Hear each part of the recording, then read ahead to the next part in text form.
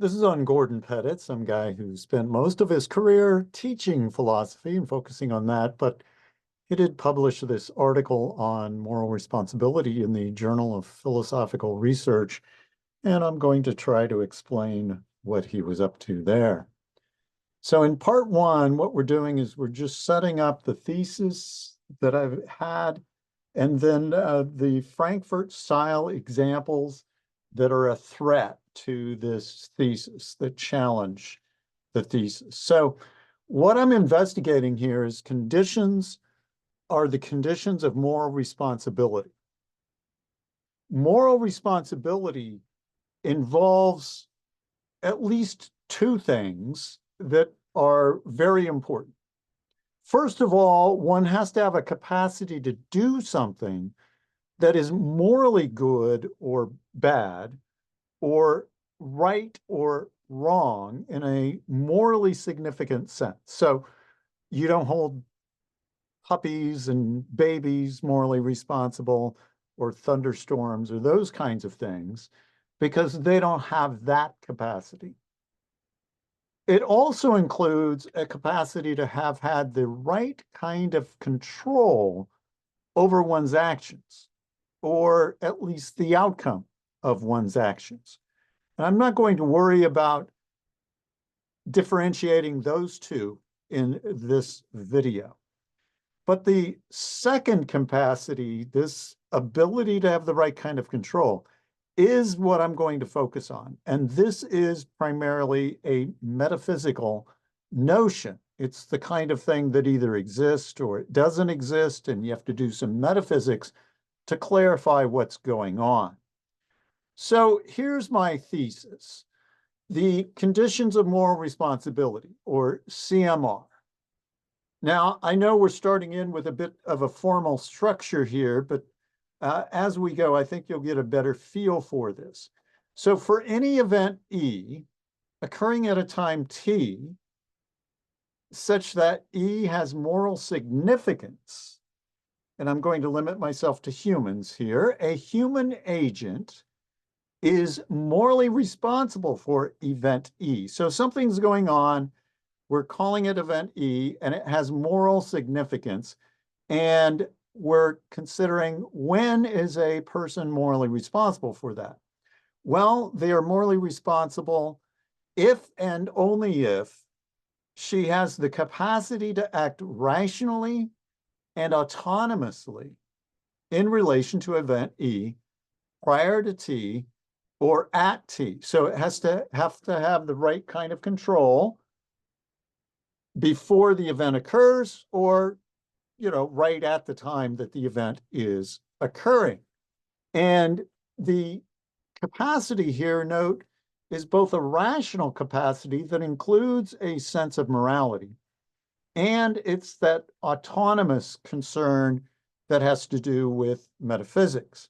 So rational, moral sensibility, that's what we're talking about primarily: an awareness of what is morally right and morally wrong, an awareness of moral good and moral bad, the ability to make judgments regarding these things. Now, one of the things that we've incorporated into our United States legal system related to this are the McNaughton rules and the related insanity defense guidelines. So we use an insanity defense sometimes when somebody doesn't understand what they're doing. They're not in a right state of mind so that they're aware of what they're doing is morally right or wrong, or good or bad, or legal or illegal. Now, for purposes in the rest of the presentation in this video, and part two as well, I'm just going to assume that rationality is present. So we're not going to worry about that kind of concern.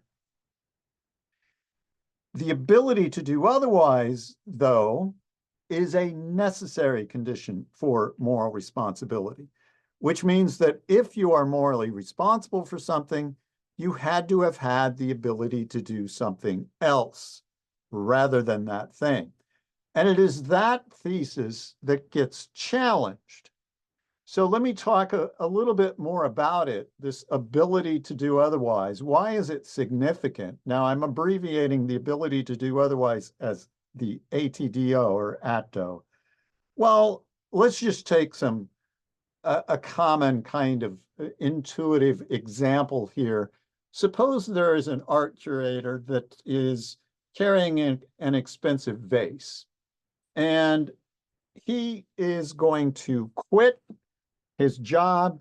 He's fed up with his boss, and he decides to smash the vase out of malice. So it's intentional. He knows what he's doing.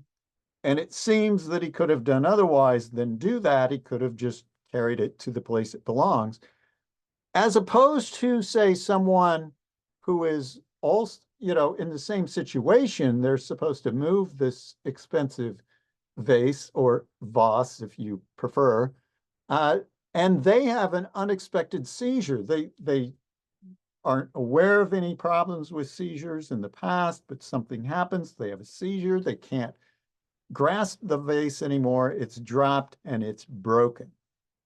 Now here, this seems to show that having genuine alternatives, that is, having the ability to do otherwise than what you've done, is necessary for moral responsibility. That's the key difference between these two people.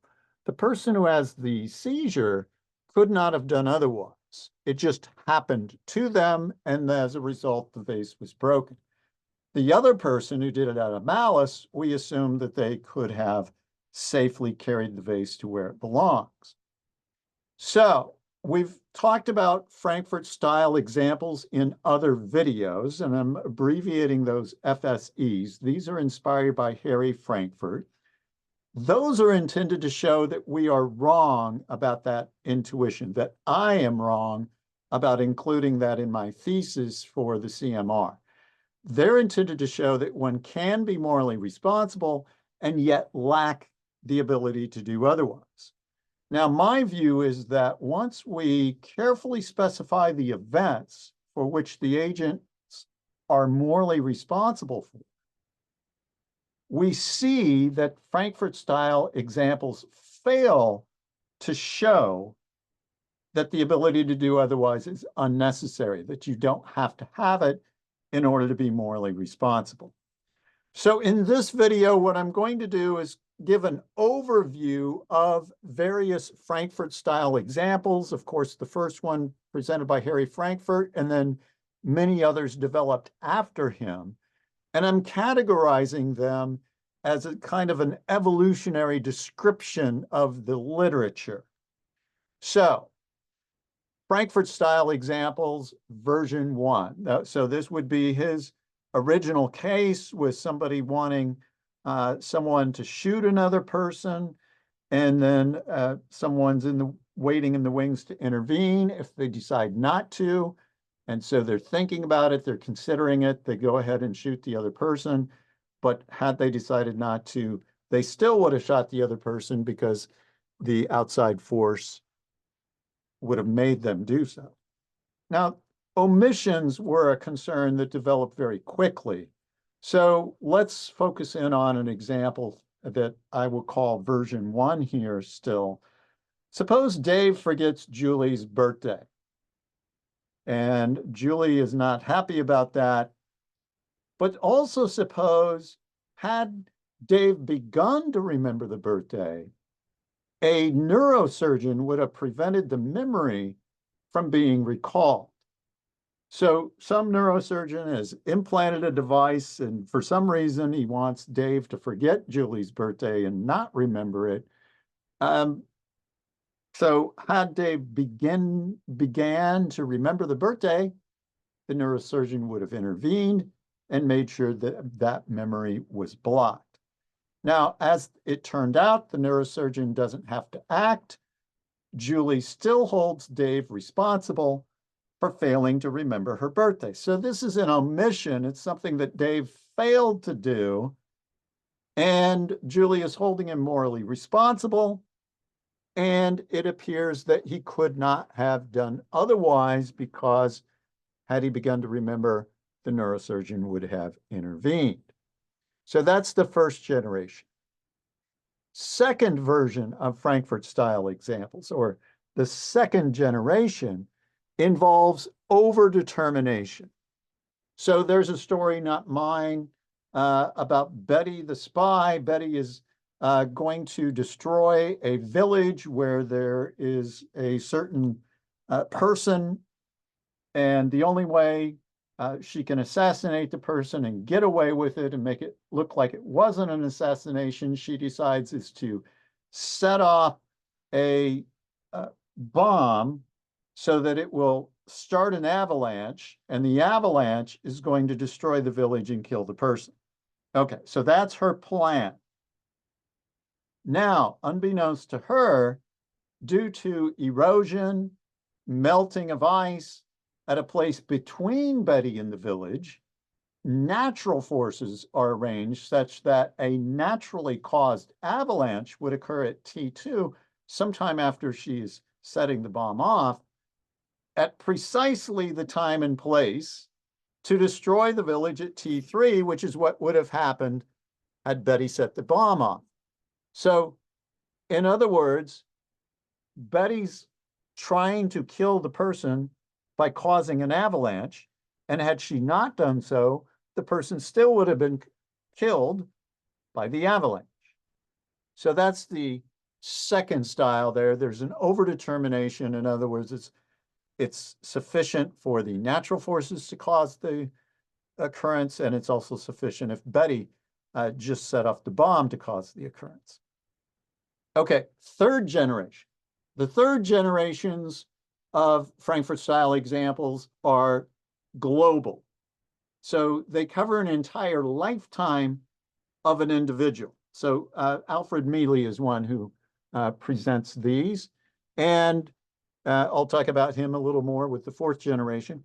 The idea here is that every significant moral decision that was made for an individual, there was a potential intervener who would have assured that the person acted as they did at that time, but in a wonderful coincidence, the person always does what the potential intervener wanted them to do, and so the intervener never has to act.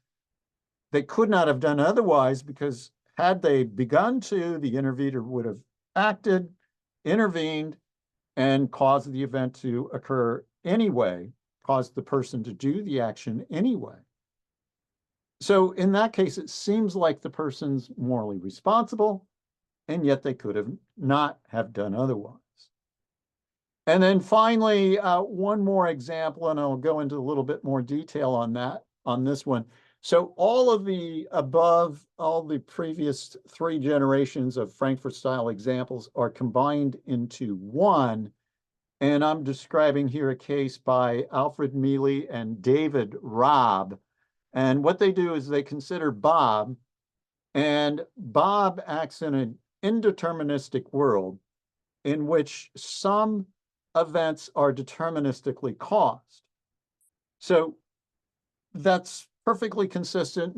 There isn't any qualms about describing a world in that way. You have a lot of deterministic events going on, but there is some indeterminism, and we assume that there's some indeterminism in Bob's actions, what he may do or not do.